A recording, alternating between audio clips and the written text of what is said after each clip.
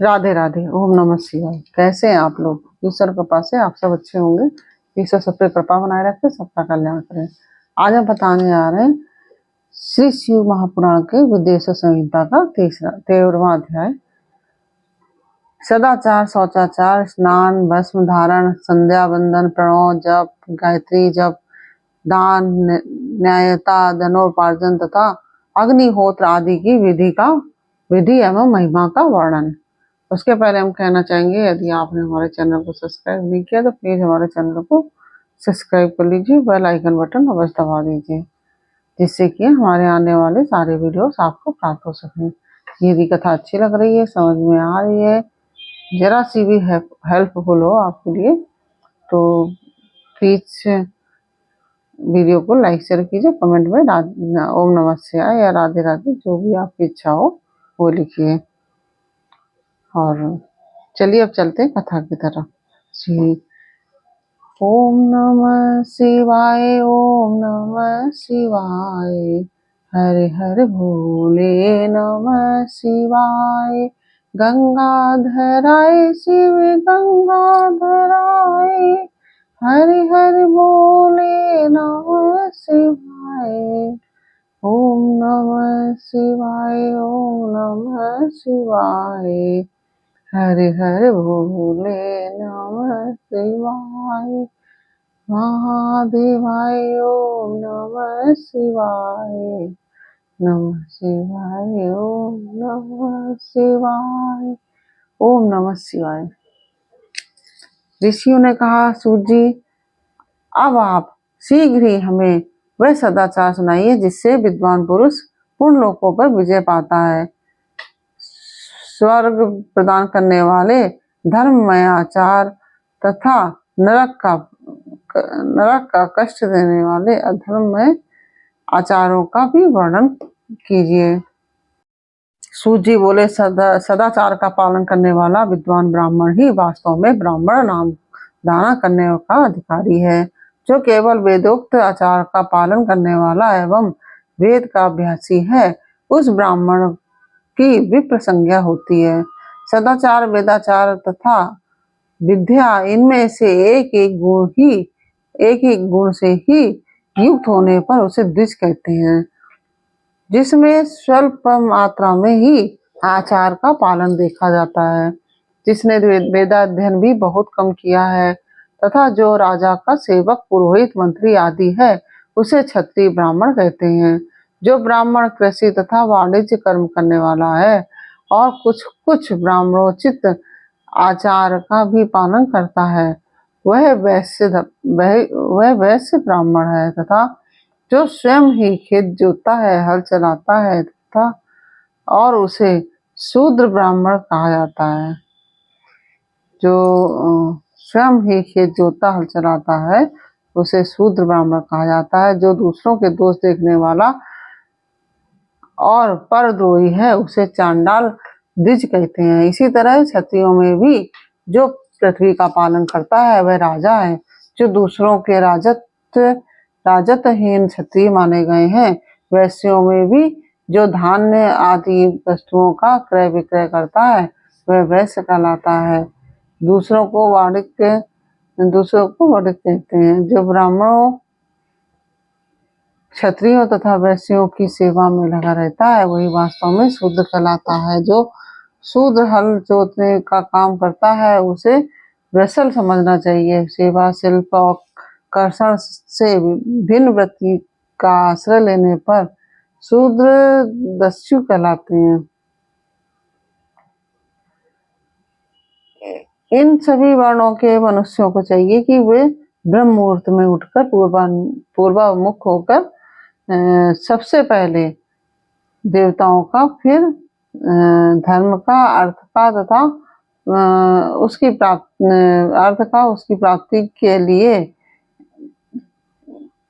प्राप्ति के लिए उठाए जाने वाले क्लेशों का तथा आय और व्यय का भी चिंतन करे। रात के पिछले पहर को उषा काल जानना चाहिए। उस अंतिम पहर का जो आधा या मध्य भाग है उसे संधि कहते हैं। उस संधि काल में उठकर द्विज को मलमूत्र आदि त्याग करना चाहिए। घर से दूर जाकर बाहर से अपने शरीर को ढक के रखकर दिन में उत्तराभिमुख होकर मल मूत्र त्याग करें। यदि उत्तराभिमुख बैठने में कोई रुकावट हो तो दूसरी दिशा की ओर मुख करके बैठे। जल, अग्नि, ब्राह्मण आदि तथा देवताओं का सामना बचाकर बैठें। मल त्याग करके उठने पर फिर उस मल को न देखें। तदंतर जलाशय से बाहर निकले हुए जल से ही गुदा की शुद्धि करें, अथवा देवताओं, पितरों तथा ऋषियों के तीर्थों में उतरे बिना ही प्राप्त हुए जल से शुद्धि करनी चाहिए। गुदा में 7, 5 या 3 बार मिट्टी लगाकर उसे धोकर शुद्ध करें। लिंग में ककोड़े के फल के बराबर मिट्टी लेप लगाकर और उसे धो दें, परंतु गुदा में लगाने के लिए 1 पसर मिट्टी की आवश्यकता होती है। लिंग और गुदा की शुद्धि के पश्चात उठकर अन्यत्र जाएं और हाथ पैरों की शुद्धि करके 8 बार कुल्ला करें। जिस किसी वृक्ष के पत्ते से अथवा उसके पतले काष्ठ से जल के बाहर दतवन करना चाहिए, उस समय तर्जनी उंगली का उपयोग न करें। यह दंत शुद्धि का विधान बताया गया है। तदंतर जल संबंधी देवताओं को नमस्कार करके मंत्र पीठ करते हुए जलाशय में स्नान करें। यदि कंठ तक या कमर तक पानी में खड़े होने की शक्ति ना हो तो घुटने तक जल में खड़ा हो और अपने ऊपर जल छिड़ककर मंत्रोच्चारण पूर्वक स्नान कार्य संपन्न करें। विद्वान पुरुष को चाहिए कि वहां तीर्थ जल से देवता आदि का स्नानांग तर्पण भी करें। इसके बाद धौत वस्त्र लेकर 5 कच्छ करके उसे धारण करें। साथ ही कोई उत्तरी भी धारण कर लें, क्योंकि संध्या वंदन आदि सभी कर्मों में उसकी आवश्यकता होती है। नदी आदि तीर्थों में स्नान करने पर स्नान संबंधी उतारे हुए वस्त्र को वहां न धोएं। स्नान के पश्चात विद्वान पुरुष भीगे हुए उस वस्त्र को बावड़ी में कुएं के पास अथवा घर आदि में ले जाएं और वहां पत्थर पर, लकड़ी आदि पर जल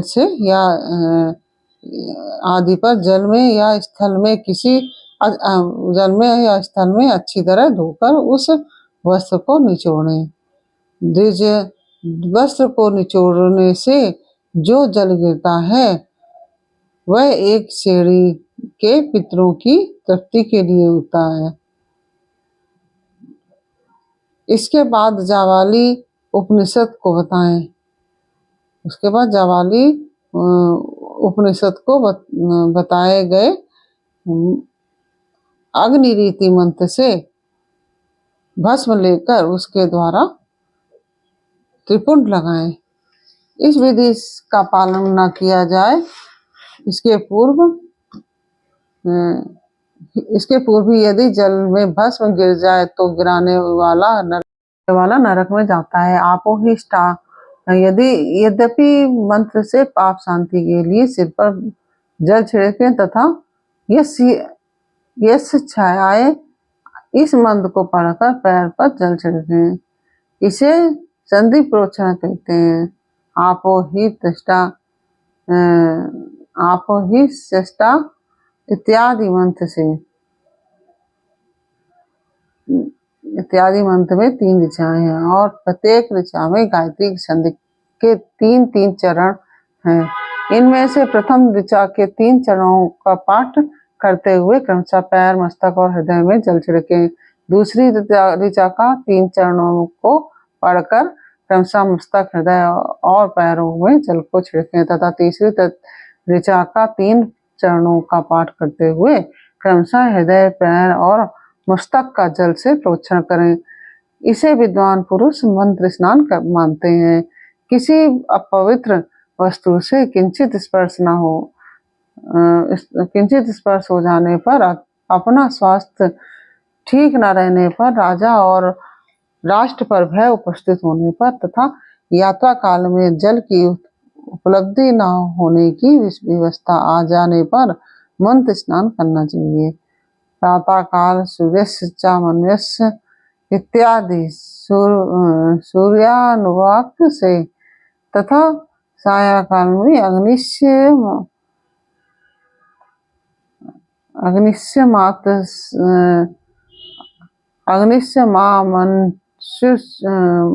मनुष्य इत्यादि अग्नि संबंधी अनुवाक से जल का आचमन करके पुनः जल से अपने अंगों को प्रोक्षण करें। मध्याह्न काल में भी आपा पुनंतु इस मंत्र से आचमन करके पूर्वत प्रोक्षण या मार्जन करना चाहिए। प्रातः काल की संध्या उपासना में गायत्री मंत्र का जप करके 3 बार ऊपर की ओर सूर्यदेव को अर्घ्य देने चाहिए। ब्राह्मणों मध्याह्न काल में गायत्री मंत्र के उच्चारण पूर्वक सूर्य को एक ही अर्घ्य देना चाहिए। ब्राह्मणों मध्याह्न काल में गायत्री मंत्र के उच्चारण पूर्वक सूर्य को एक ही अर्घ्य देना चाहिए। फिर सायंकाल आने पर पश्चिम की ओर मुख करके बैठ जाएं और पृथ्वी पर ही सूर्य के लिए अर्घ्य दें, ऊपर की ओर से नहीं। प्रातः काल और मध्याह्न के समय अंजलि में अर्घ्य जल लेकर अंगुलियों की ओर से सूर्यदेव के लिए अर्घ्य दें। फिर अंगुलियों के छिद्रों से ढलते हुए सूर्य को देखें तथा उनके लिए स्वतः प्रदक्षिणा करके शुद्ध आचमन करें। सायंकाल में सूर्यास्त के 2 घड़ी पहले की हुई संध्या निष्फल होती है, क्योंकि वह संध्या निष्फल होती है क्योंकि वह साया संध्या का समय नहीं है। ठीक समय पर संध्या करनी चाहिए, ऐसी शास्त्र की आज्ञा है। यदि संध्या उपासना किए बिना दिन बीत जाए तो प्रत्येक समय के लिए क्रमशः प्रायश्चित करना चाहिए। यदि एक दिन बीते या तो प्रत्येक बीते हुए संध्या काल के लिए नित्य नियम के अतिरिक्त 100 गायत्री मंत्र का अधिक जप करना चाहिए।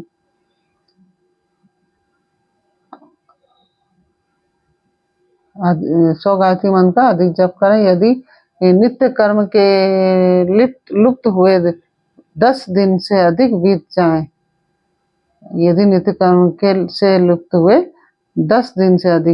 तो उसके प्रायश्चित के रूप में 1 लाख गायत्री का जप करना चाहिए। यदि एक मास तक नित्य कर्म छूट जाए तो पुनः अपना उपनयन संस्कार कराएं। अर्थ सिद्धि के लिए ईश, गौरी, कार्तिकेय, विष्णु, ब्रह्मा, चंद्रमा और यम का तथा ऐसे ही अन्य देवताओं का भी शुद्ध जल से तर्पण करें। फिर तर्पण कर्म को ब्रह्मार्पण करके शुद्ध आचमन करें। तीर्थ के दक्षिण प्रशस्त मठ में, मंत्रालय में, देवालय में, घर में अथवा अन्य किसी नियत स्थान में आसन पर स्थिरता पूर्वक बैठकर विद्वान पुरुष अपनी बुद्धि को स्थिर करें और संपूर्ण देवताओं को नमस्कार करके पहले प्रणव का जप करने के पश्चात गायत्री मंत्र की आवृत्ति करें। प्रणव के उ, आ, उ और मा में तीनों अक्षरों के जीव और ब्रह्म की एकता का प्रतिपादन होता है। इस बात को जानकर प्रणव ओम का जप करना चाहिए। जप काल में यह भावना करनी चाहिए कि हम तीनों लोकों की सृष्टि करने वाले ब्रह्मा, पालन करने वाले विष्णु और तथा संहार करने वाले रुद्र की, जो स्वयं प्रकाश चिन्मय है, उपासना करते हैं। यह ब्रह्म स्वरूप ओंकार हमारी कर्मेंद्रियों और ज्ञानेंद्रियों की वृत्तियों को, मन की वृत्तियों को तथा बुद्धि वृत्तियों को सदा भोग और मोक्ष प्रदान करने वाले धर्म एवं ज्ञान की ओर प्रेरित करें। प्रणव के इस अर्थ का बुद्धि के द्वारा चिंतन करता हुआ जो इसका जप करता है वह निश्चय ही ब्रह्म को प्राप्त कर लेता है, अथवा अर्थानुसंधान के बिना भी प्रणव का नित्य जप करना चाहिए। प्रणव का नित्य जप करना चाहिए। इससे ब्राह्मणत्व की पूर्ति होती है। ब्राह्मणत्व की पूर्ति के लिए श्रेष्ठ ब्राह्मण को प्रतिदिन सब प्रातः काल 1 सहस्त्र गायत्री मंत्र का जप करना चाहिए। मध्याह्न काल में 100 बार, मध्याह्न काल में 100 बार और सायंकाल में 28 बार जप की विधि है। अन्य वर्ण के लोगों को अर्थात क्षत्रिय और वैश्य को तीनों संध्याओं के समय यथासाध्य गायत्री जप करना चाहिए।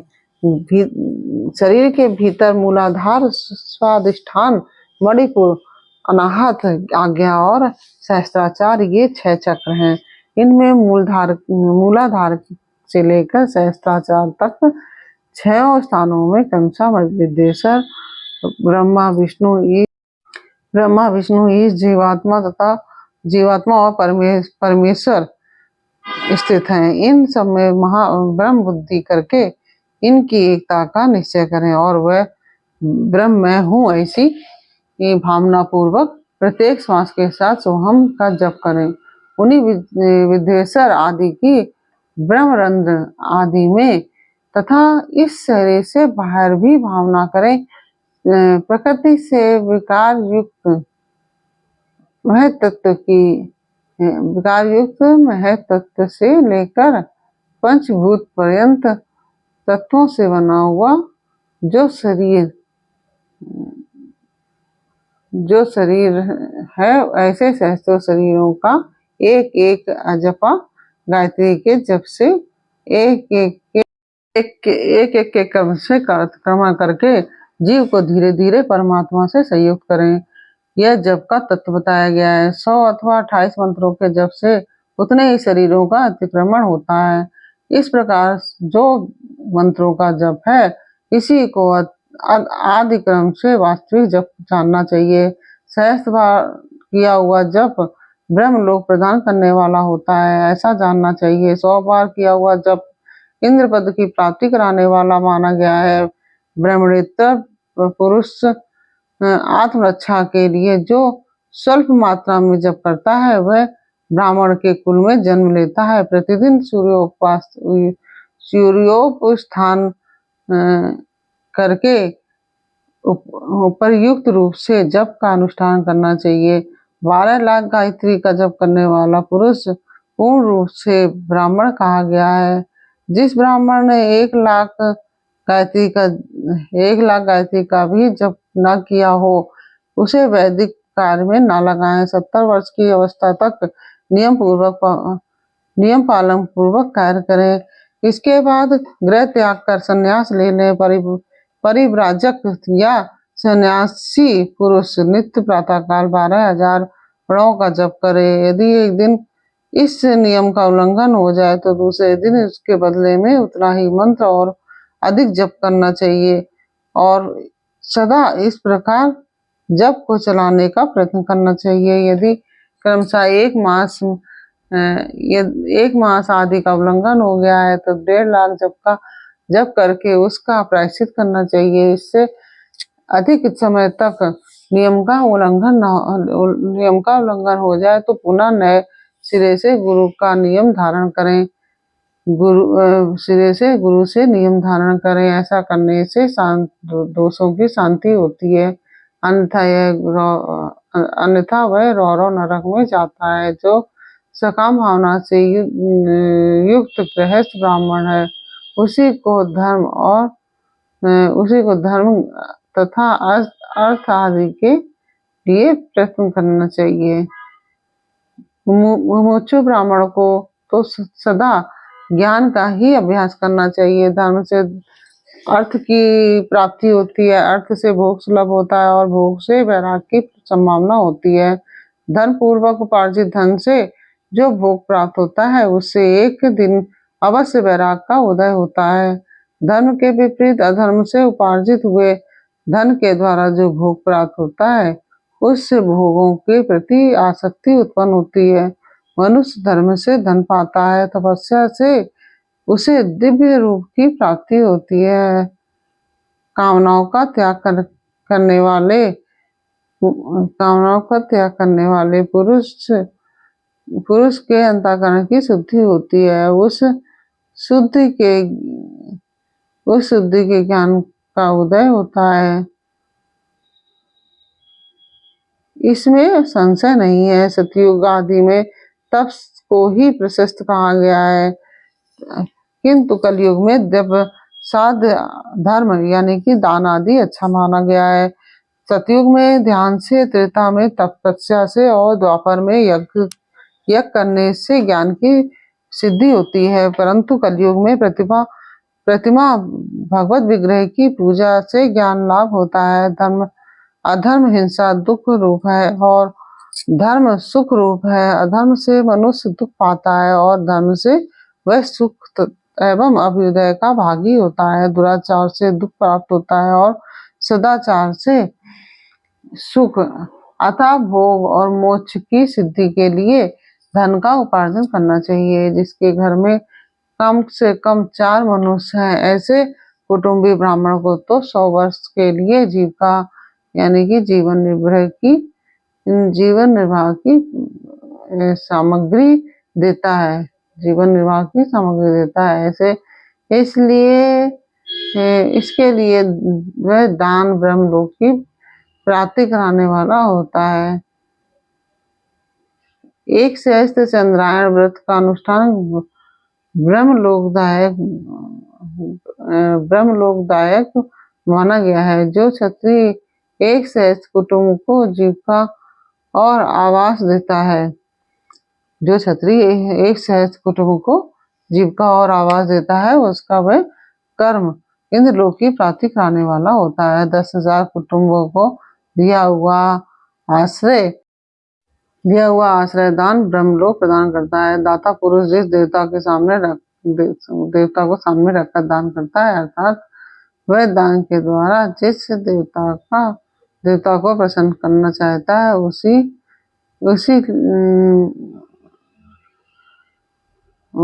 का लोक उसे प्राप्त होता है।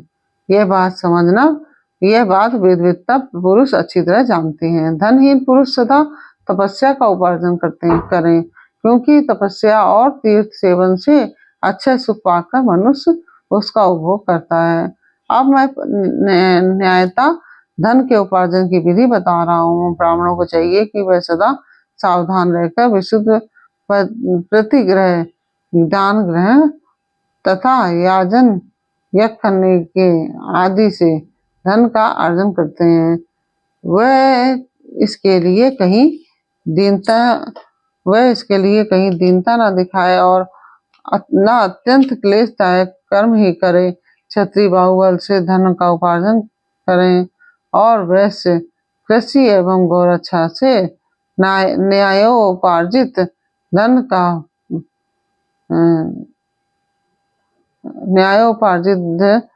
का दान करने से दाता को ज्ञान की सिद्धि प्राप्त होती है। ज्ञान सिद्धि द्वारा जब पुरुषों को गुरु कृपा मोक्ष सिद्धि सुलभ होती है, मोक्ष से स्वरूप की सिद्धि ब्रह्म रूप स्थित प्राप्त होती है, जिससे मुक्त पुरुष परमानंद का अनुभव करता है। गृहस्थ पुरुष को चाहिए कि वह धान्य आदि सब वस्तुओं का दान करे। वह तृष्णा निवृत्ति के लिए जल और क्षुधा रूपी रोग की शांति के लिए सदा अन्न का दान करे। खेत, धान्य, चारण तथा भोज, लेह और चौ से ये 4 प्रकार के सिद्ध अन्न दान करने चाहिए। जिसके अन्न को खाकर मनुष्य जब तक कथा श्रवण आदि सत्कर्म का पालन करता है, उतने समय तक उसके किए हुए पुण्य फल का आधा भाग दाता को मिल जाता है, इसमें संशय नहीं है। दान लेने वाला पुरुष दान में प्राप्त हुई वस्तु का दान तथा तपस्या करके अपने प्रतिग्रह जनित पाप की शुद्धि कर ले, अन्यथा उसे रौरव नरक में गिरना पड़ता है। अपने धन के 3 भाग करे, एक भाग धर्म की रक्षा धर्म के लिए, दूसरा भाग वृद्धि के लिए और तीसरा भाग अपने उपभोग के लिए। नित्य नैमित्तिक और काम में ये तीनों प्रकार के कर्म धर्मार्थ रखे हुए धन से करे।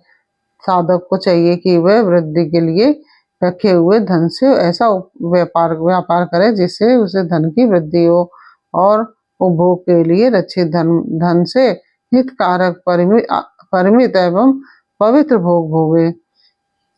खेती से पैदा किए हुए धन का 10वां दान कर दे, इससे पाप की शुद्धि होती है। शेष धन से धर्म वृद्धि एवं उपभोग करे, अन्यथा वह रौरव नरक में पड़ता है अथवा उसकी बुद्धि पापपूर्ण हो जाती है या खेती ही चौपट हो जाती है। वृद्धि के लिए किए हुए व्यापार में प्राप्त हुए धन का 6वां भाग दान कर देने योग्य है। बुद्धिमान पुरुष अवश्य इसका दान कर दे। विद्वान को चाहिए कि वह दूसरों के दोषों का बखान न करे। ब्राह्मणों दोष बस दूसरों के सुने या देखे हुए छिद्र को भी प्रकट न करे। विद्वान पुरुष ऐसी बात ना कहे जो समस्त प्राणियों के हृदय में रोष पैदा करने वाली हो। ऐश्वर्य की सिद्धि के लिए दोनों संध्याओं के समय अग्निहोत्र कर्म अवश्य करे। जो दोनों समय अग्निहोत्र करने में असमर्थ हो वह एक ही समय सूर्य और अग्नि को विधि पूर्वक दी हुई आहुति से संतुष्ट करे। चावल, धान, घी, फल, कंद तथा हविष्य इनके द्वारा विधि पूर्वक स्थाली पाक बनाए तथा यथोचित रीति से सूर्य और अग्नि को अर्पित करे। यदि हविष्य का अभाव हो तो प्रधान होम मात्र करे। सदा सुरक्षित रहने वाली अग्नि को विद्वान पुरुष अजस्त्र की संज्ञा देते हैं अथवा संध्या काल में जप मात्र या सूर्य की वंदना मात्र कर लें। आत्मज्ञान की इच्छा वाले तथा धनार्थी पुरुषों को भी इस प्रकार विधिवत उपासना करनी चाहिए। जो सदा ब्रह्म यज्ञ में तत्पर होते हैं, देवताओं की पूजा में लगे रहते हैं, नित्य अग्नि पूजा एवं गुरु पूजा में अनुरक्त होते हैं तथा ब्राह्मणों को तृप्त किया करते हैं, वे सब लोग स्वर्ग लोक के भागी होते हैं। इस प्रकार से यह 13वां अध्याय पूर्ण हुआ। यह अध्याय आपको कैसा लगा यह हमें कमेंट बॉक्स में अवश्य बताइए। अच्छा लगा हो तो वीडियो को लाइक से अवश्य कीजिए और कमेंट में ओम नमः शिवाय अवश्य लिखिए। फिर मिलते हैं आपसे अगले अध्याय के साथ अगले वीडियो में। तब तक के लिए राधे राधे। ओम नमः शिवाय।